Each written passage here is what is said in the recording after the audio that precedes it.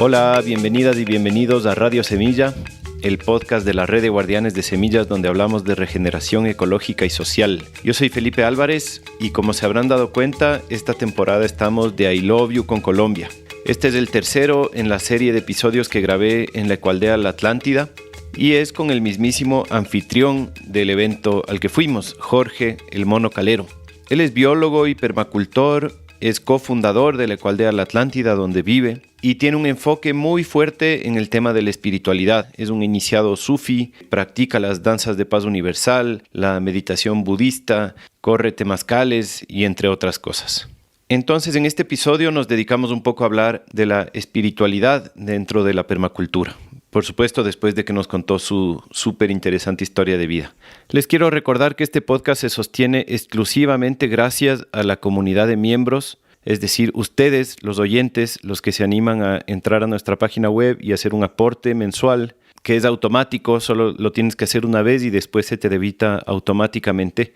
Aportes de 5, 10 o 20 dólares mensuales, que es lo que nos permite subsistir. Y a cambio de esos aportes recibes un montón de beneficios en un montón de proyectos regenerativos virtuales y presenciales en diferentes países, en Ecuador, en Colombia, en Chile, en Argentina, en México. Y uno de esos proyectos que quiero presentar hoy es justamente un proyecto muy cercano a mi corazón porque es la Fundación AMI, que tiene la Casa de los Niños, que es el espacio donde van mis hijos chiquitos, que justamente ahorita está iniciando una nueva etapa y está abriendo inscripciones para nuevas familias que quieran traer a sus niños pequeños. Es un lugar muy especial donde se favorece la autonomía de los niños y un acompañamiento respetuoso y amoroso y no directivo. Así que si es que te interesa un espacio de acompañamiento respetuoso a tus niños, es un proyecto realmente único con una coherencia impecable en el trato a los niños.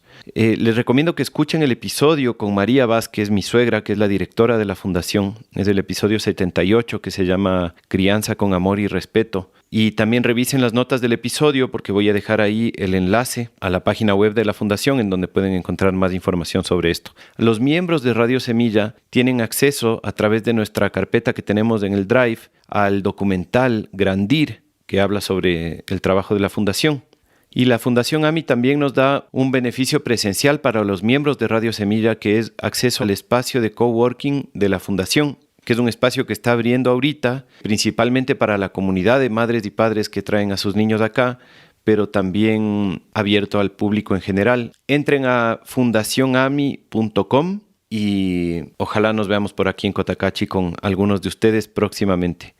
Eso, les dejo con el Mono Calero. Espero que disfruten este episodio. Solo les recuerdo que las opiniones de los anfitriones y de los invitados son personales, no representan a la Red de Guardianes de Semillas. Y eso es todo. Que lo disfruten. Un abrazo.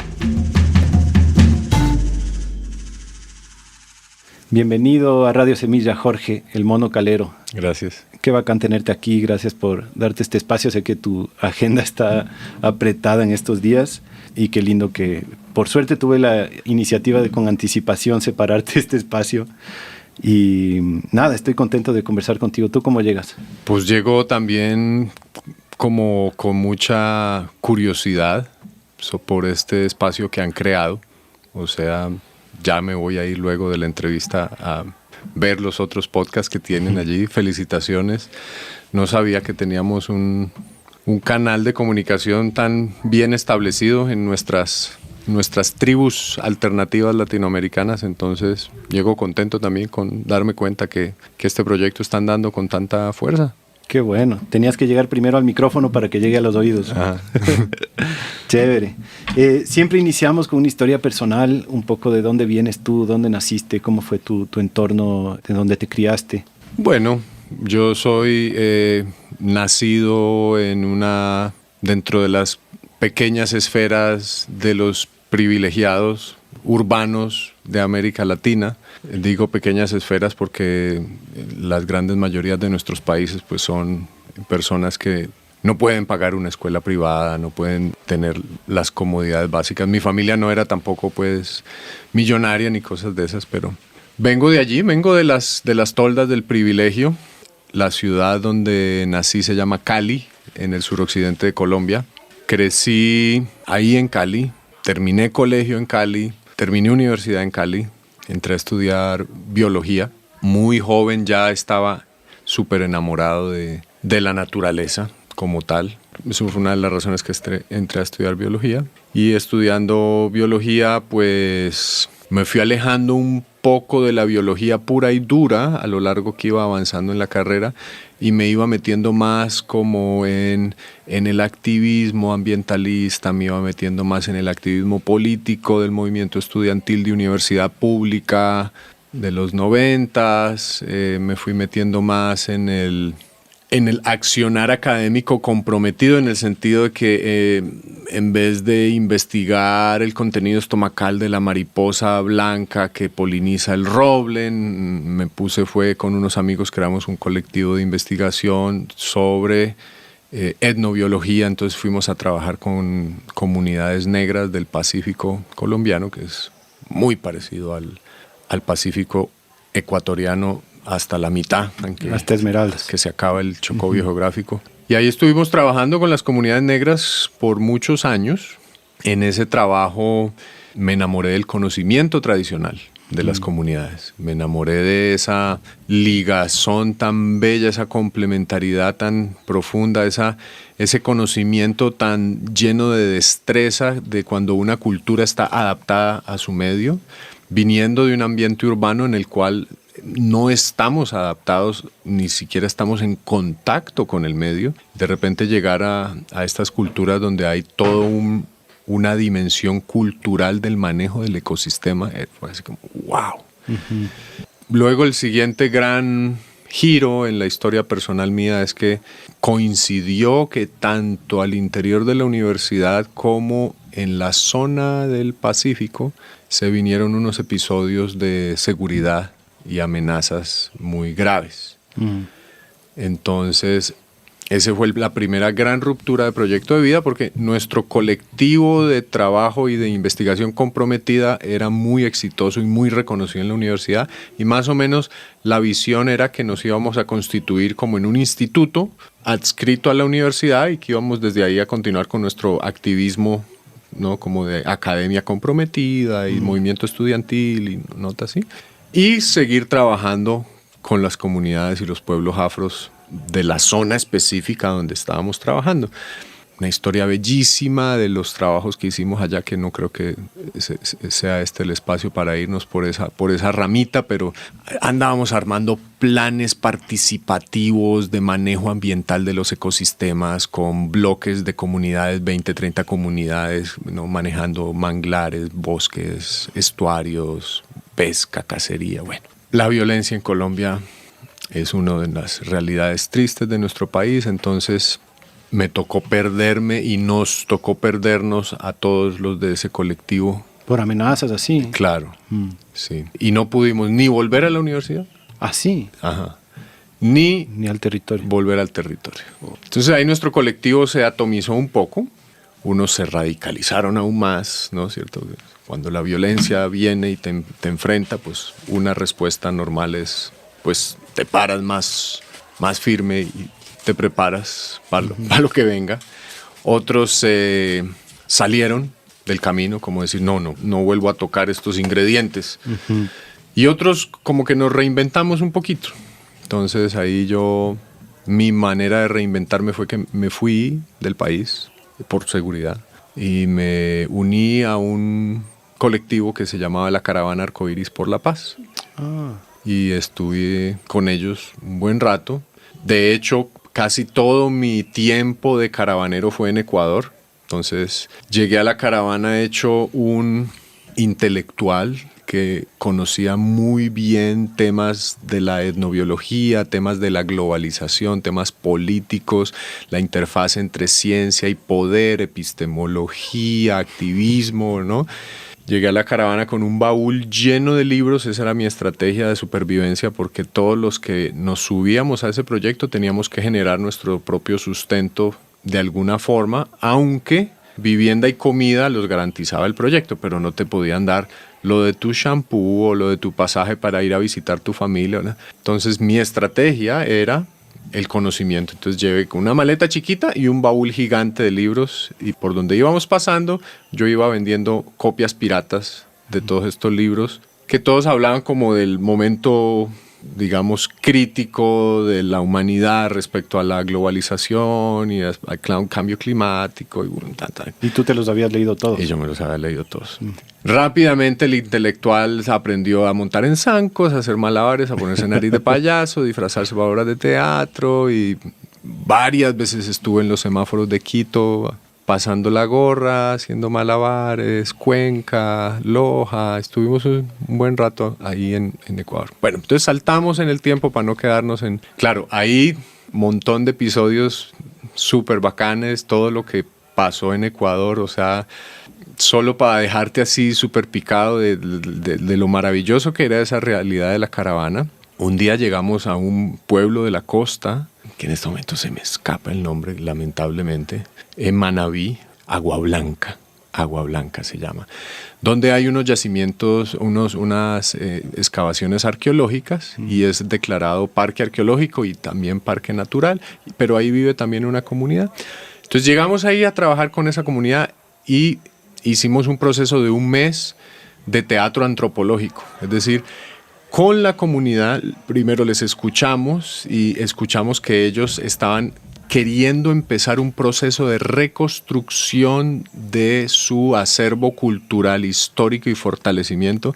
Entonces nos tomamos un mes de trabajo con ellos, a talleres de todo tipo, para crear junto con ellos una obra espectáculo donde ellos mismos quedaron ya con sus vestuarios, sus zancos, que representara la historia del territorio y hablara de la identidad de quién es el pueblo de Agua Blanca hoy, de dónde viene y quiénes son hoy. Fascinante. Cosas bellísimas. Y en especial, bueno, si no nos vamos a poder meter mucho ahí, pero esa tradición montuvia, manaba, que es un indigenismo escondido, ajá, es increíble y es fascinante. Ojalá podamos meternos en otro momento en ese tema. Tú, este espíritu, digamos, ya activista de amor por la naturaleza y toda esta nota, ¿te viene de familia o fue algo que pasó de otra forma? Bueno, por aquí está tu mamá también, me imagino que sí, se le ve que es una mujer poderosísima, y me pregunto cómo habrá sido en ese sentido tu infancia. ¿Tú entraste en esto por herencia o rompiendo más bien patrones familiares? Es una mezcla de ambas, porque en este lugar donde estamos ahorita, la Ecoaldea Atlántida, cuando mi madre y mi padre estaban juntos, el mismo año en que yo nací, mi padre compró esta finca. Entonces, durante mis primeros 5 años, cada fin de semana, desde el viernes, nos veníamos para acá. Entonces, yo sí fui un niño de ciudad, pero que no temía andar en la oscuridad en grandes distancias en la noche, no temía coger una varita chiquita de una ramita y hacer mover una vaca, no, sí, o sea, montando a caballo. Sí crecí, al menos con este contacto. Ya de haber sido más agreste aquí en esa época, me imagino. Claro. Entonces eso sí seguramente causó una impronta en mí. Pero de ahí, cuando mis padres se divorciaron, pues también hubo un divorcio con este territorio, no volví mucho. Mi madre se casó con una persona que era muy, muy urbana, entonces ahí no hubo mucho contacto. Pero en el momento en que terminé el colegio y que ya tuve más libertad y autonomía de movimiento y entré a estudiar biología, casi que todos los fines de semana ahí mismo de nuevo a buscar una laguna, a buscar una montaña. Y ya la parte de el pensamiento divergente, podríamos llamarlo así, sí me viene de familia, porque mi padre era un enamorado de los misterios sin resolver. Entonces yo crecí, incluso después de que se divorciaran mis padres, yo seguía viendo a mi padre de cuando en cuando. Entonces yo sí crecí con un padre que investigaba pirámides y ovnis y platillos voladores y parapsicología y chakras y no sé qué cosas, le fascinaban esas. En Ecuador teníamos un programa de televisión cuando era niño que se llamaba Misterios sin resolver, y hablaba de ese tipo de cosas. ¿Y tu papá no era ecuatoriano? Creo que alguien me dijo eso. No, mi papá se fue a refugiar a Ecuador cuando la violencia aquí en este lugar donde estamos en este momento se puso al rojo vivo.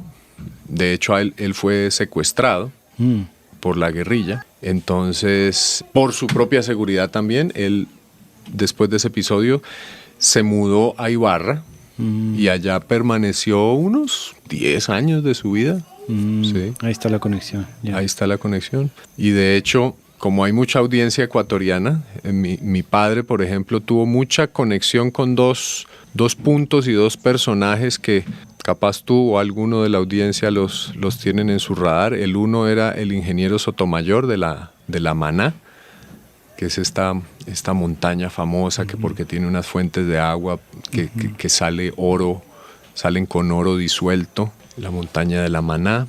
Guillermo Sotomayor se llamaba el viejo. Y el otro era un lugar en Tumbaco que se llamaba el Templo del Sol, que creo que tal vez ya no exista, donde habían unos artefactos arqueológicos muy extraños, muy, muy particulares, que hablaban de toda esta nota. Pues estos círculos estaban metidos en toda la nota de lo cósmico andino, que en Ecuador es muy fuerte. Es fuerte, sí. Mira tú. Hablemos un poco de la Atlántida, donde estamos ahora.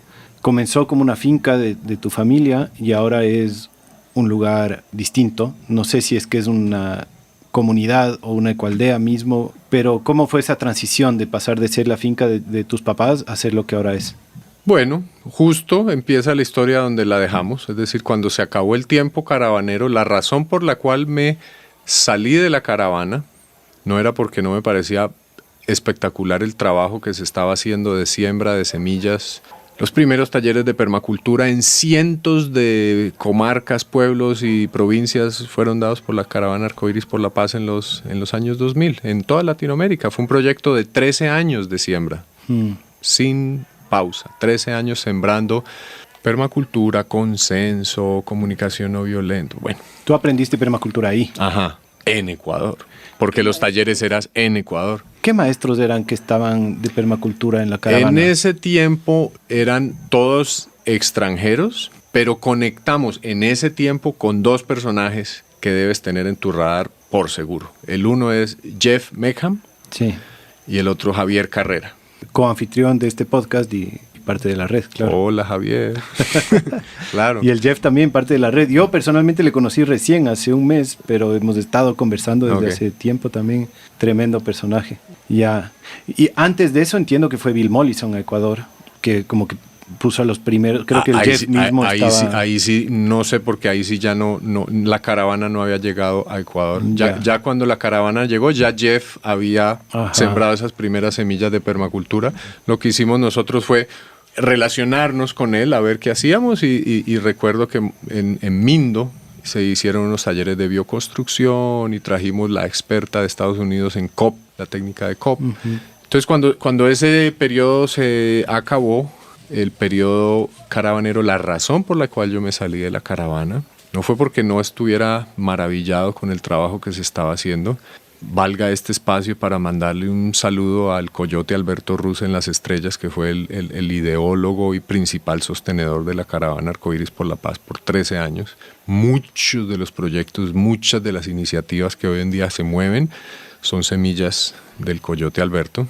Trascendió a mejor vida hace apenas un par de meses, 3 meses.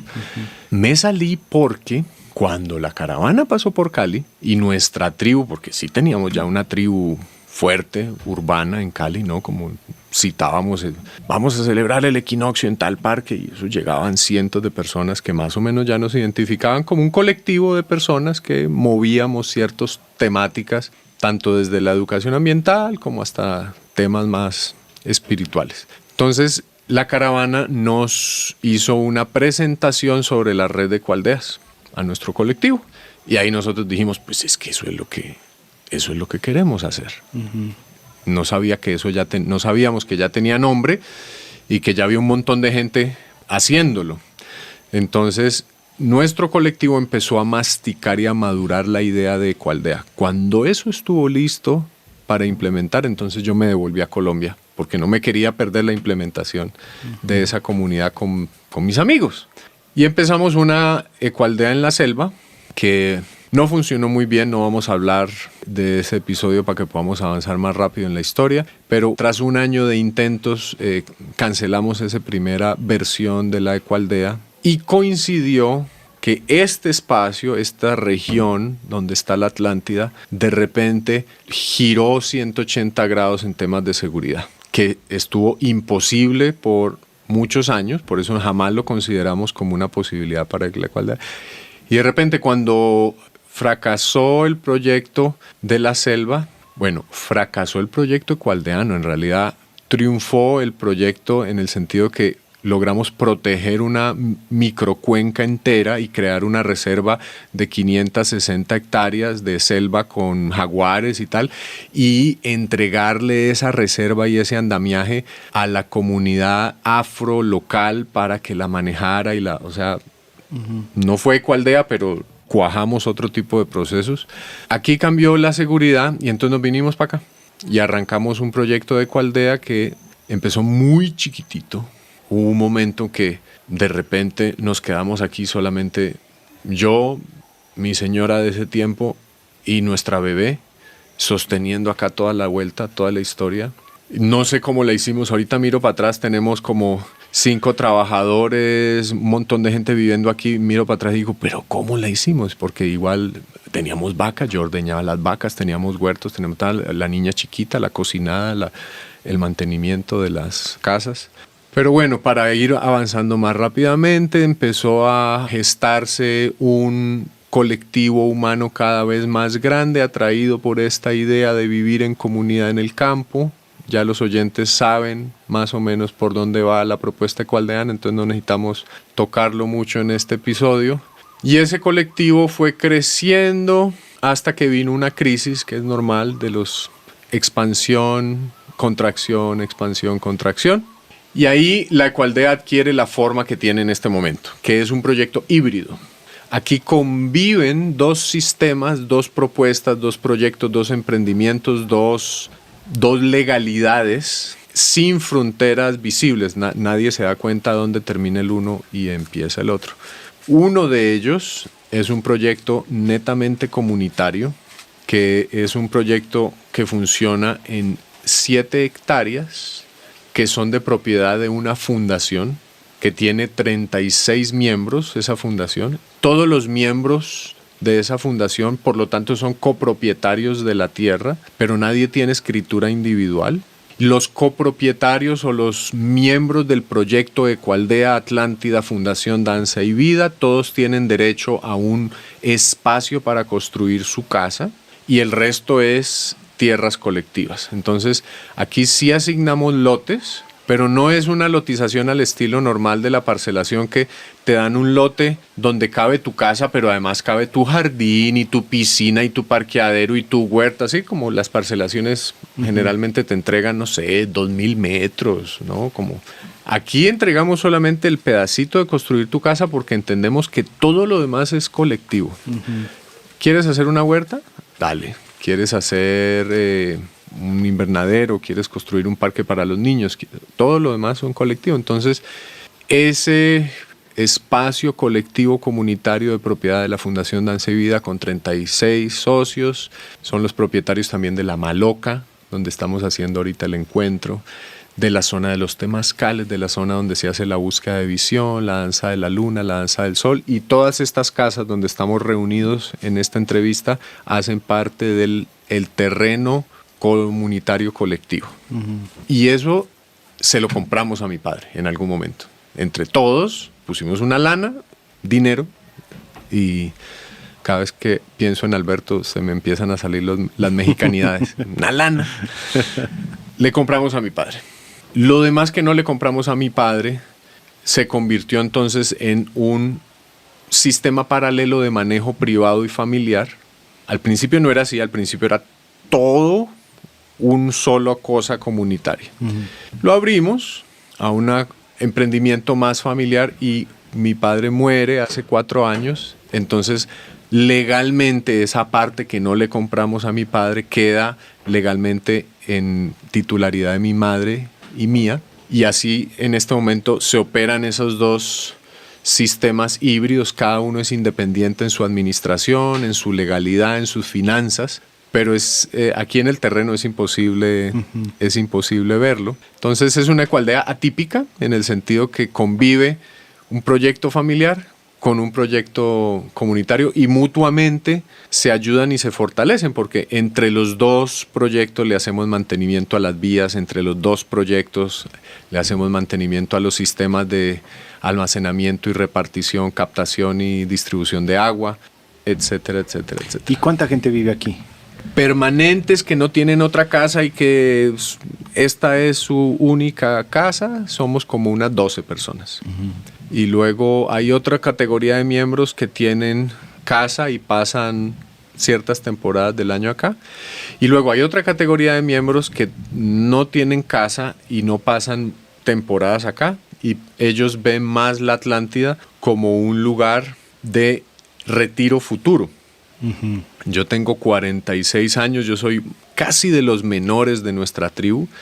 Entonces, no muy lejos en el tiempo, muchos de nuestros amigos ya van a empezar a llegar a esa edad de decir, bueno, yo ya no trabajo más, ya me va a llegar una pensioncita o voy a poner a rentar mi departamento y con esto me voy para la Atlántida. Entonces, tenemos como un 30% de miembros que le apuntan a la Atlántida como el lugar donde van a venir a pasar su último tercio de vida entre amigos. Uh-huh.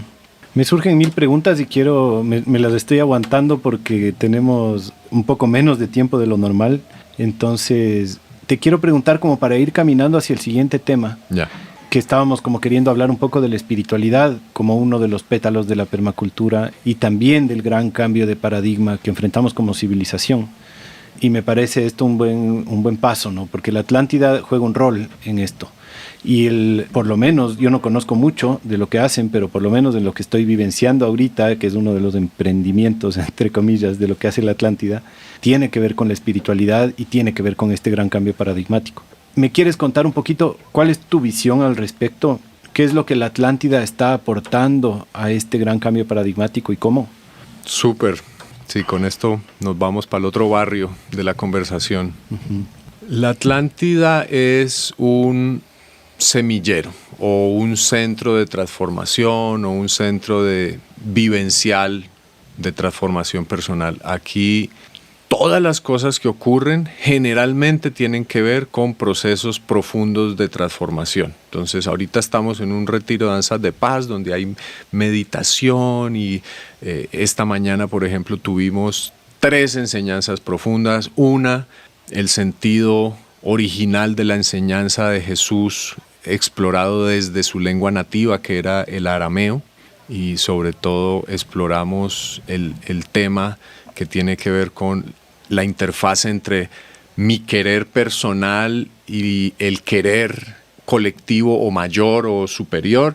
Vimos un tema de sabiduría femenina o sabiduría sagrada y vimos un tema de la esencia de la propuesta budista para navegar los episodios de reactividad, así de ese tamaño, todo en una mañana. Entonces, cuando no estamos en este tipo de encuentros, estamos en, por ejemplo, búsquedas de visión, que también son altamente transformadoras. La gente se va, hace un ayuno de 4 días en el bosque y de allá sale cambiada, el bosque las cambia. Cuando no estamos en eso, estamos en danza de la luna, en danza del sol.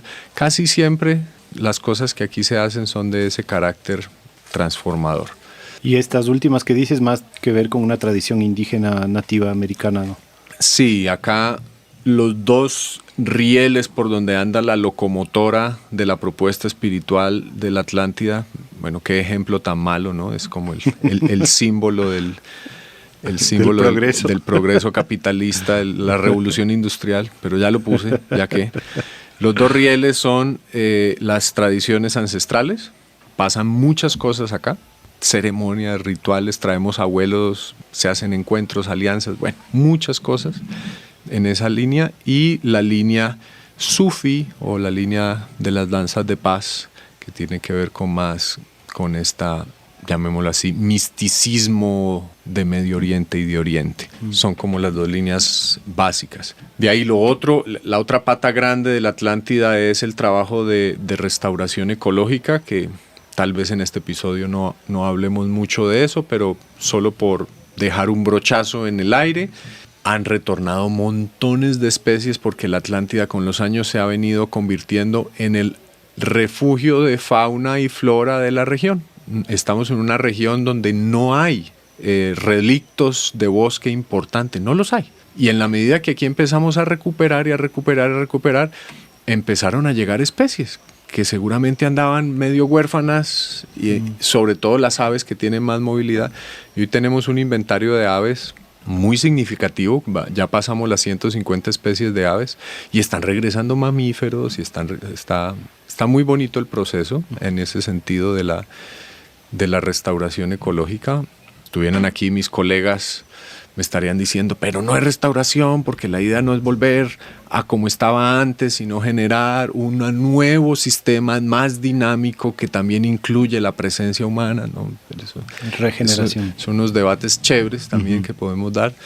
Y para cerrar este brochazo de lo de la regeneración, acá fue un cambio de paradigma interesantísimo para nosotros acá, del pasar de ver la tierra como un medio de producción, que así lo vimos por muchos años, sí, orgánico y permacultural y con todo el pedigrí y los apellidos que quieras, pero seguíamos viendo la tierra como un medio de producción. Es decir, la pregunta es, ¿qué ponemos a producir a la Atlántida?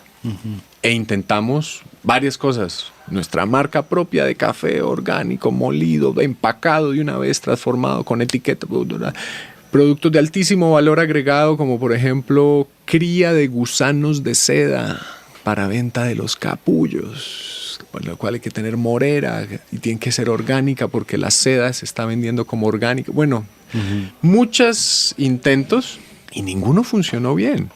Ninguno funcionó bien, ni en ninguno vino el flujo de la energía de la vida como a mover fuertemente esos emprendimientos. Y en el momento en que dijimos, pues no más, cambio de pregunta, ya no es cómo ponemos a producir la Atlántida, sino qué quiere la Atlántida, qué quiere el territorio, tú qué quieres ser Atlántida. Y la respuesta a los gritos obvia era, yo quiero volver a ser bosque, yo quiero volver a recuperarme mi esencia antigua. Está súper devastado los ecosistemas en esta región, entonces era como establecer un biotopo de sanación de la naturaleza, al menos las especies pudieran volver a manifestarse con esplendor, y está sucediendo. No le cabe un pájaro más aquí a la Atlántida, a pesar de estar en una región de cientos de kilómetros alrededor de pura agricultura y ganadería intensiva. ¿Sí? Entonces, volviendo al tema de la espiritualidad en la permacultura, que es un tema que me gusta mucho, yo quisiera empezar abordando ese tema así, de esta manera. Hay una causa raíz de todos los problemas. Hay una causa raíz de todos los problemas actuales del mundo. Y esa causa raíz está en el corazón de la naturaleza humana. Es decir, hay algo en lo humano desde donde surge todo el complique que estamos viviendo. Entonces, en resumen, la propuesta es, no podemos intentar solamente solucionar los síntomas de la enfermedad y cambiar las termoeléctricas por paneles solares y cambiar nuestro estilo de vida del apartamento a la casita en el campo y cambiar la educación del colegio tradicional al colegio Montessori y síguete con las 500 propuestas de vida alternativa, que hay que hacerlo, pero no nos podemos quedar solo ahí en ese nivel de los síntomas, porque es que una educación deshumanizada es un síntoma de... Una contaminación de los suelos es un síntoma de, son manifestaciones de unas dinámicas, pero todas esas dinámicas van a una causa raíz que está en el corazón humano. Entonces mi propuesta, que he ido madurando a lo largo de estos años como buen biólogo, es que tenemos que ir a la biología de nuestra especie y entender que ese algo que hay en la naturaleza humana, desde donde surge toda esta complicación, es inseparable de lo que somos y es parte de lo que nos hizo humanos. Entonces, ¿a qué me estoy refiriendo? Por ejemplo, el mito de la Biblia, de la expulsión del paraíso del hombre, trata de explicar eso, porque esta sensación por allá dentro del corazón como de destierro, como de no me hallo, como de que necesito algo más, necesito controlar, necesito conquistar, hay una nota en el corazón humano. Todas las tradiciones lo han sentido. Entonces, un intento de explicarlo es el mito de la expulsión del paraíso. ¿Y qué es el mito de la expulsión del paraíso? Pues es el origen de la conciencia. ¿Qué es el paraíso terrenal que dicen que todo estaba solucionado, que no había que trabajar? Cuando nosotros nos volvimos nosotros, de repente ya no éramos uno más. El pajarito, el puma, el árbol no tienen esta necesidad de saber quiénes son porque ellos están totalmente parte de la matriz. Nosotros de alguna forma nos salimos de la matriz con el origen de la conciencia. Uh-huh. Nos volvimos los niños diferentes del parche.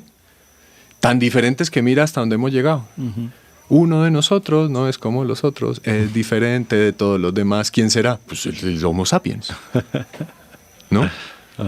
Y ahí pueden decir, no, pero es que eso es antropocentrismo, los animales también tienen conciencia y las ballenas se comunican y los delfines hacen el amor y tal. Sí, pero no nos echemos cuentos tampoco. O sea, ni las ballenas ni los delfines tienen el mundo cubierto de tecnósfera y de sociedades y de problemas. Entonces, nos salimos de allí y desde ahí queda esa sensación como de orfandad, de quién soy yo. Y si empiezas a escarbar desde ese punto de vista científico en la naturaleza humana, desde el punto de vista antropológico, histórico, psicológico, te pongo otro ejemplo. La evolución biológica del Homo sapiens es por lo menos 1000 veces más larga que la evolución cultural. Uh-huh. ¿Cierto? Sí. Me explico, ¿no? Tenemos 10.000 años, 12.000 años. ¿Qué quieres? 30.000 años de historia. Con los hallazgos, pues, ¿no? Pero generalmente esa arranca de los egipcios para acá, pues de Babilonia para adelante. Sí, como...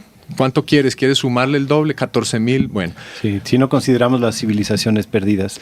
Bueno. Y los misterios sin resolver. Si no nos metemos en los misterios sin resolver. Sí. Si nos quedamos solo en la ciencia. Entonces, si comparas 10.000, 15, 20.000, 30.000 años con 500.000 años, con 1.000.000 de años desde los primeros que empezaron con piedritas afiladas y empezó a madurar esta nota del lenguaje y empezó a madurar esta nota aquí de lóbulo frontal y manejo de herramientas y unas fogatitas. Y eso fue larguísimo, pero larguísimo. O sea, desde el punto de vista evolutivo del Homo sapiens, 500 años eso es un segundo. Uh-huh. Ahora piensa que esa gran cantidad de tiempo, llamémoslo así, el 80% de nuestra vida como especie fueron tiempos durísimos en el que estábamos aquí alrededor de la fogatita en las estepas de África comiéndonos la médula de los huesos porque sabíamos partir los huesos, entonces cazaba el león, comían las hienas y luego nosotros nos quedaban los huesitos, partíamos los huesitos, chupábamos médula, altísima proteína que nadie más sabía aprovechar, la médula de los huesos, buenísimo para desarrollar el cerebro, mientras seguíamos desarrollando animales, herramientas, las manos, la movilidad de las manos ya no solo para moverse como el resto de los animales que usan las manos. No, pero nosotros empezamos a manipular, motricidad fina, palitos, amarres. Eso fue larguísimo, pero eran tiempos durísimos. En cualquier momento nos caían los depredadores. No éramos los reyes de la selva como somos ahorita. Llevamos siendo los reyes de la selva apenas el 10%, el 15% de nuestra vida como especie. Uh-huh. Entonces, por ejemplo... Esto es otro mero ejemplo de las maravillas que podemos hacer cuando le metemos ciencia y espiritualidad juntas. ¿Qué crees que es el acervo cultural, la memoria genética, celular de nuestra especie con miles y miles y miles y miles y miles de años viviendo en el miedo bajo el acecho de lo salvaje? Puta, le tenemos... Ay, se puede decir puta aquí en el todo podcast. Lo que quieras.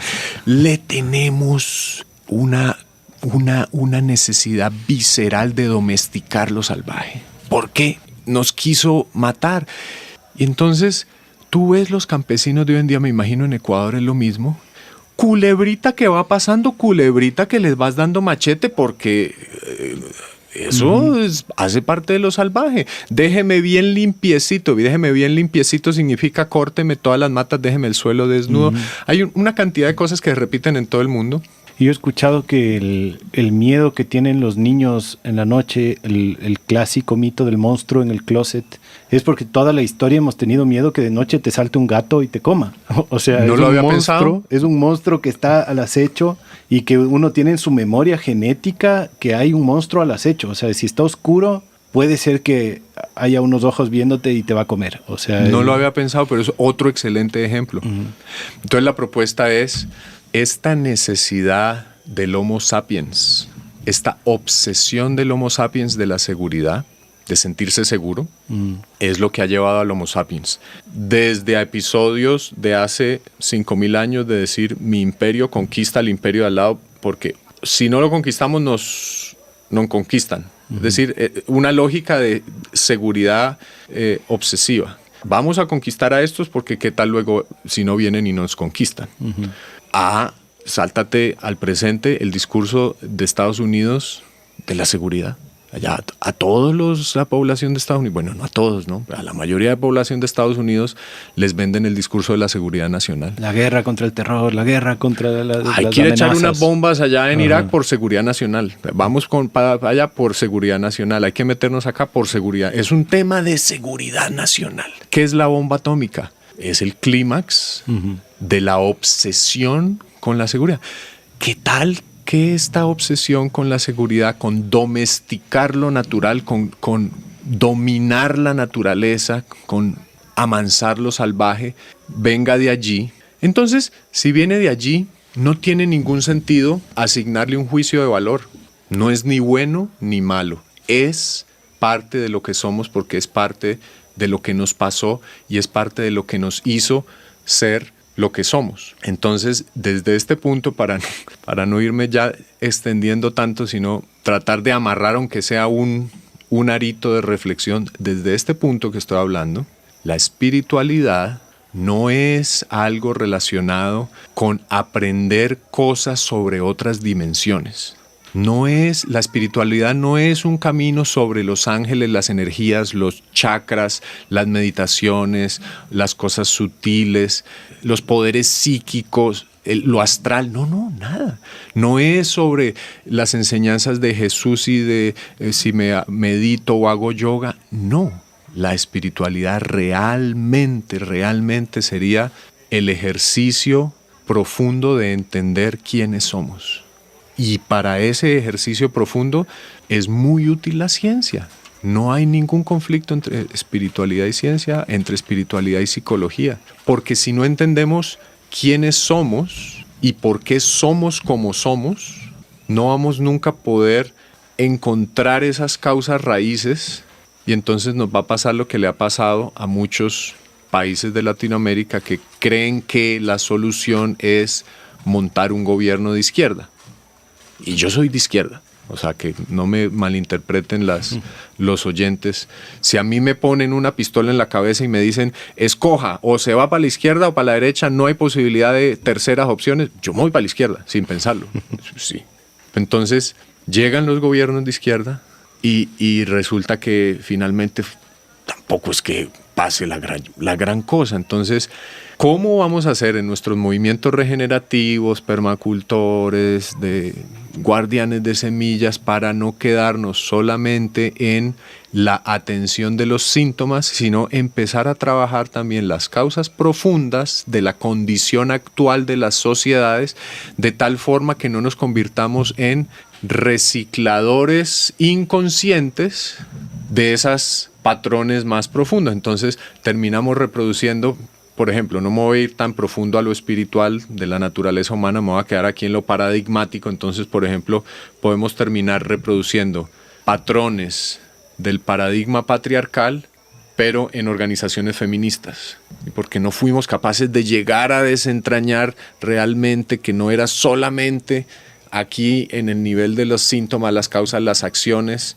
las leyes, los números, las magnitudes, sino aquí también a nivel del paradigma que está por debajo. Entonces sucede lo mismo con lo espiritual. Esa sería la invitación de la espiritualidad, como la entiendo yo, es metámonos con toda la gana y con todas las herramientas a resolver la pregunta: ¿qué es lo humano? ¿Y cuál es el potencial de lo humano? Uh-huh. ¿Y cuál sería un ejemplo de un verdadero cambio? De, digamos, cómo atender o cómo se ve esta atención a nuestra verdadera naturaleza. Porque tú decías, hay un solo problema que causa todos estos, una sola causa para todos estos problemas. Pero no me queda claro, como desde este punto de vista, cuál es un ejemplo práctico en el que esta vía espiritual ayuda a atender o resolver esa causa.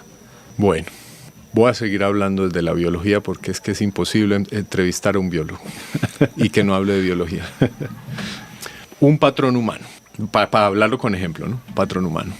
Qué delicia que es un brownie de chocolate. Cosa pero maravillosa.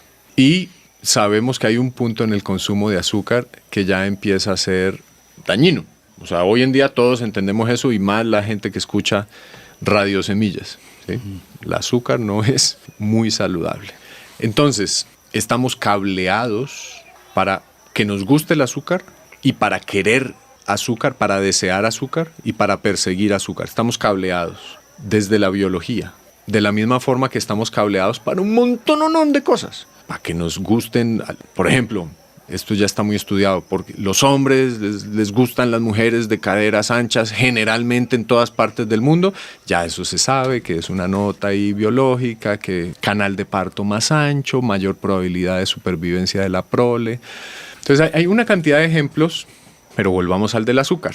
Entonces, por más de que seamos Homo sapiens y los niños diferentes del salón, los diferentes, los que nos quedamos afuera de... seguimos siendo mamíferos, y como mamíferos seguimos estando cableados con unos mecanismos complejísimos. Eso sí que no son solo de los Homo sapiens, todos los mamíferos, unos mecanismos complejísimos en el que hormonas, o sea, sustancias físicas, están amarradas a sensaciones corporales que a su vez jalonan pensamientos, y todo eso empieza a moverse, y entonces el deseo sexual o el deseo del azúcar o el miedo al monstruo en el beso. El miedo al monstruo en el beso, o la rabia y la reactividad, mecanismos de defensa. Esta cantidad de este complejo maquinaria psicoemocional y química y sensacional, ¿no? Porque lo sentimos en el cuerpo, esas ganas del azúcar se sienten en el cuerpo. La ansiedad que sienten los adictos la sienten en el cuerpo. No es solo mente, es química. Entonces, hay el campo de batalla. ¿De qué manera yo me juego en ese campo de batalla? La batalla por mi superación personal, por mi capacidad de, sin deshacerme de la biología, porque ¿cómo me voy a deshacer de la biología? Pues la biología es parte de mí. No ser tan condicionado desde la biología. Es decir, el verdadero camino de trascendencia del ser humano sería aprender a abrazar su animalidad, no estar en conflicto con su animalidad, pero ya no ser controlado desde el inconsciente. Porque todo esto que estamos hablando, el azúcar, la bomba atómica o las caderas grandes, todo viene desde el inconsciente. Nadie en sus cabales te va a debatir que es positivo tener bombas atómicas y explotar bombas atómicas. Todo esto viene desde el inconsciente. Entonces me preguntas, ¿pero un ejemplo concreto dónde está? Bueno, un ejemplo concreto está en aprender tú a navegar los impulsos que vienen desde tu inconsciente, que condicionan tu comportamiento, tus deseos, tus aspiraciones, tus propuestas, tus planes. Porque lo mismo que le pasa a los individuos, le pasa a las sociedades. Cuando una sociedad decide construir una bomba atómica, eso es un plan de acción, y eso termina en una acción y termina manifestado colectivamente. Un individuo no puede construir una bomba atómica. Se necesita una sociedad para construir una bomba atómica. Es un constructo colectivo, pero el origen es esa obsesión y ese miedo y esa obsesión con la seguridad, y es ese el monstruo de la pieza también actúa en lo social. Entonces, para poder salirnos del modo automático inconsciente en nuestras sociedades, tenemos que desarrollar ciudadanos, miembros de la sociedad que ya tengan un mínimo músculo de desarrollo de esa capacidad de no ser tan fácilmente manipulables desde el inconsciente. Las buenas noticias es que ahí vamos. Pareciera que estamos re mal. Pareciera que estamos re mal cuando vemos las cosas y en realidad estamos re mal. Pero no estamos 100% peor que antes. Es decir, si nos damos un saltito de 200 años hacia atrás, que no es tampoco tanto para la historia, 200 años, eso es ahí apenitas. Hace 3 personas. Sí.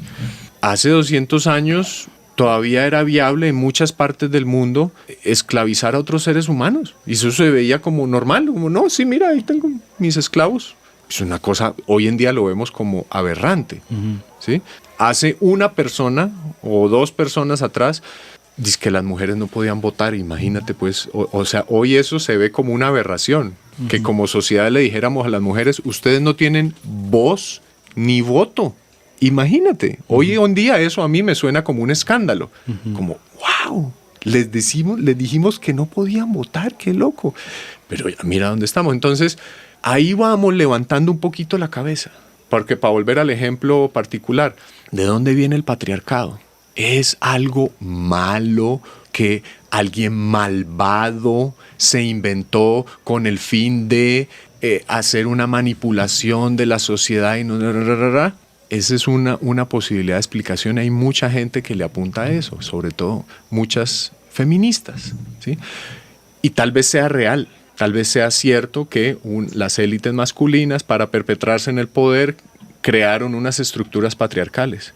Pero si te devuelves a la vida de la evolución de la especie, había unas razones biológicas que no me quiero meter a explicar ahorita, que darían las bases de por qué en los grupos de simios hay un macho alfa. Y no estoy diciendo que es la única manera en que una especie puede sobrevivir. Hay grupos de mamíferos que no tienen macho alfa, pero muchos grupos de mamíferos tienen esta nota de el macho fuerte y dominante y tal. Y rápidamente, me quiero meter rápidamente en la mente de nuestras oyentes, sobre todo, que están diciendo, uy, este pendejo está defendiendo el perro. Yo digo, no, espérate. La idea es que en esta valentía de meternos a escudriñar en las raíces, podamos ver ciertas cosas sin necesidad de asignarle un juicio de valor positivo y negativo, porque el hecho de que el león utiliza a las leonas para que hagan la cacería y le traigan la comida, si nosotros llamamos a eso una explotación de género, podemos hacerlo, pero tenemos que ser absolutamente sinceros en entender que eso es una interpretación, ¿sí? Pero que si no le ponemos la interpretación, eso es simplemente un mecanismo biológico de supervivencia. Tema fascinante. Yo debo decir, con un poquito de miedo de que en cualquier momento va a sonar tu alarma y quiero ver si alcanzamos a darle un cierre tal vez a esto de la espiritualidad. De lo que te escucho me hace muchísimo sentido, pero siento que falta algo. A mí personalmente lo que me ha pasado, incluyendo profundamente la espiritualidad en mi vida, digamos, como en mi diseño permacultural de vida, darle un lugar transversal a la espiritualidad me ha cambiado mucho, y es de alguna forma también por adquirir una conciencia más allá de lo biológico.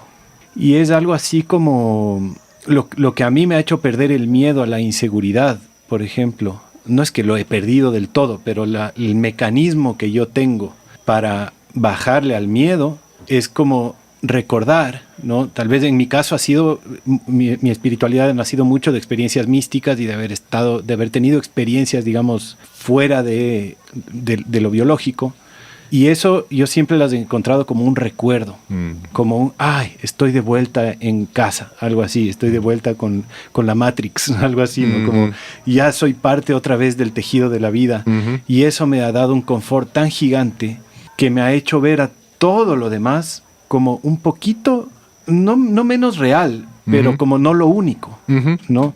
es algo así, como yo ya sé que ya estamos salvados. Es algo así, como una parte de mí ya sé que todo bien, que todo es perfecto, que puede pasar cualquier cosa horrible, que yo voy a seguir teniendo mi mismo ego y mi misma cosa y mi misma vida biológica y mis mismos miedos y problemas de relacionamiento. No es que eso se va a perder, pero ya entra en una categoría y se abre otra más grande, ¿no? Como hay algo más que engloba, que cuando se acabe esta vida eso seguirá, que estaba ahí desde antes que comience esta, en donde ya somos todos un solo tejido de la vida, algo así. Y eso es lo que a mí me permite como relajar un poco los instintos del miedo, de la ansiedad, de las cosas, ¿no? No sé si en tu caso también es similar.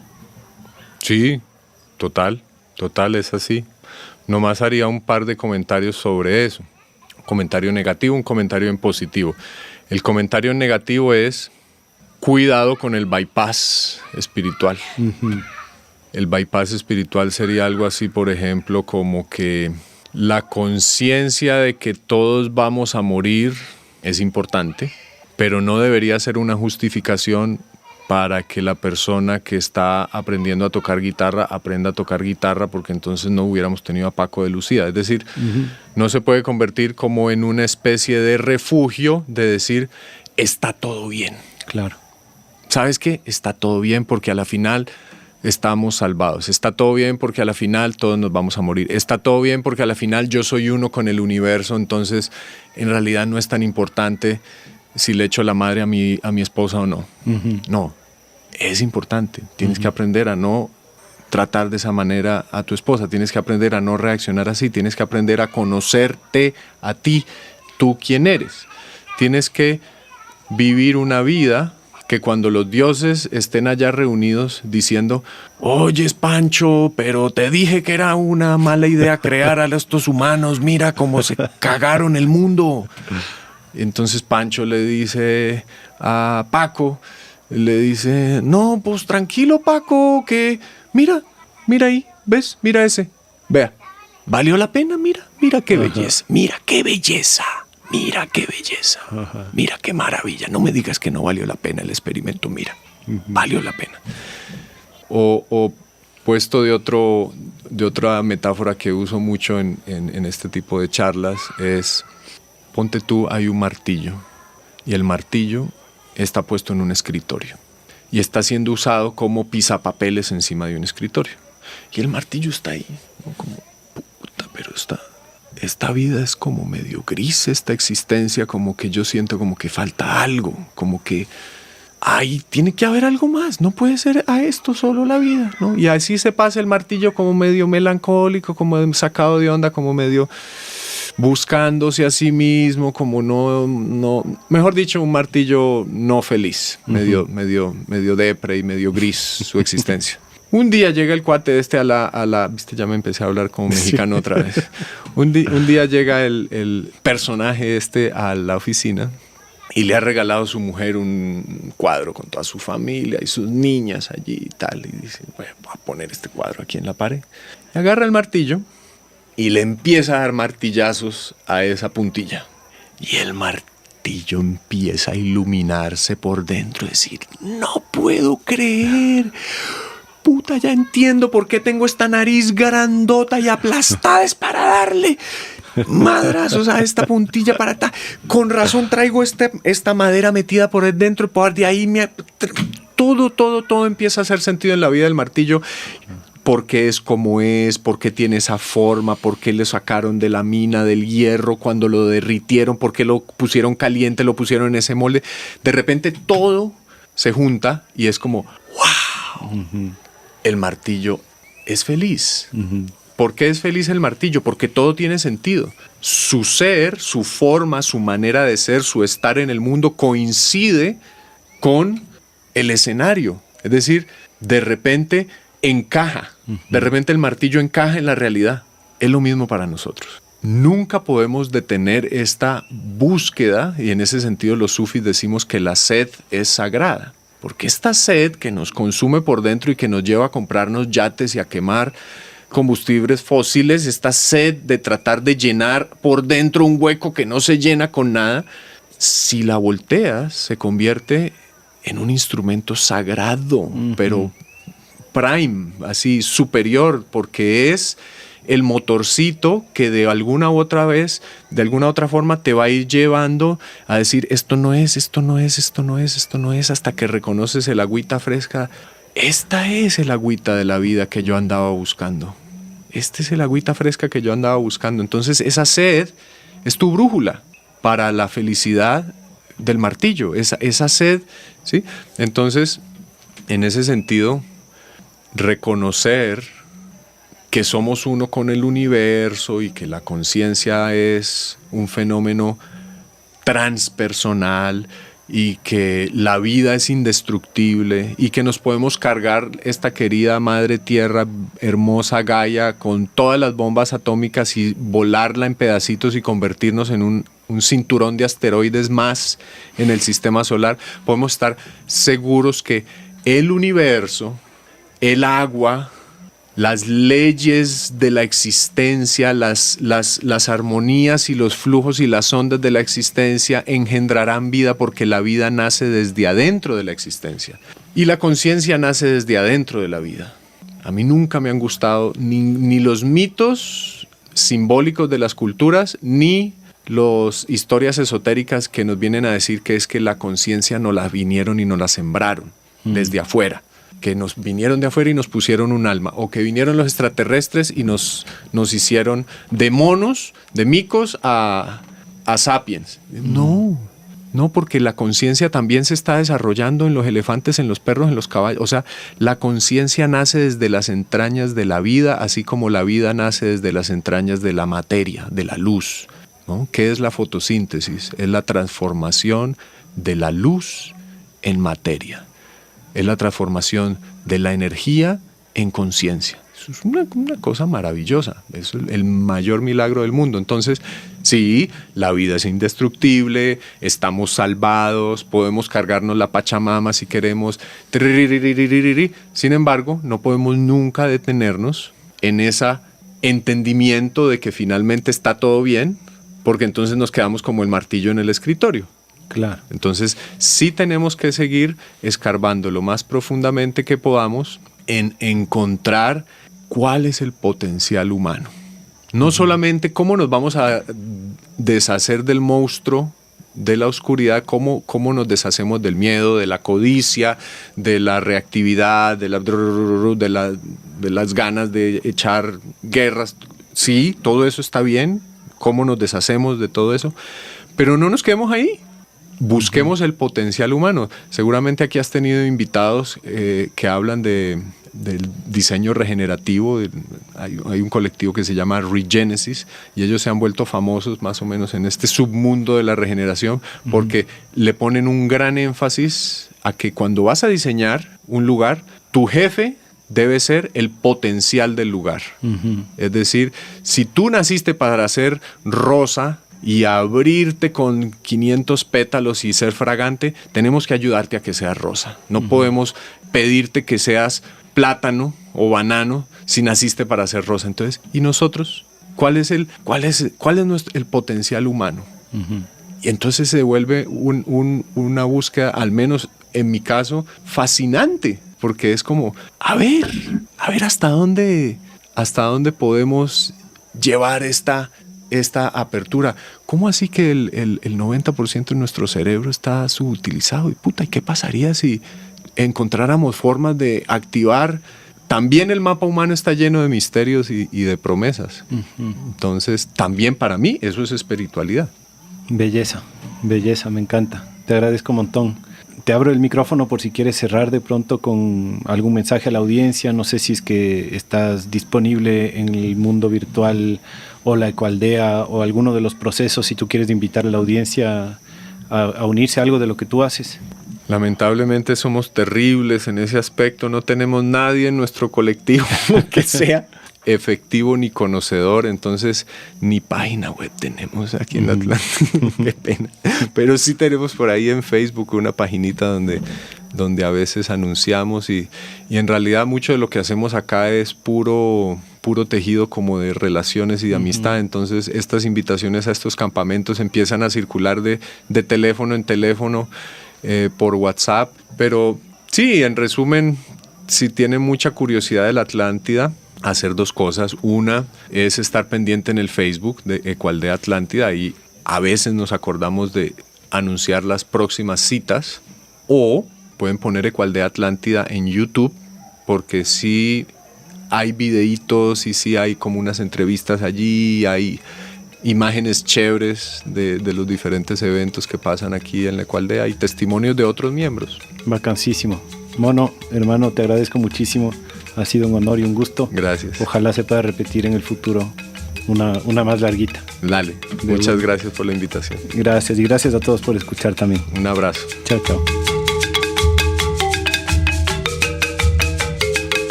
Si te gustó este episodio, si lo encontraste valioso, si aprendiste algo, por favor considera convertirte en miembro y hacer un aporte mensual a Radio Semilla, que esa es la manera en la que nos sostenemos. Entra a radiosemilla.com/apóyanos.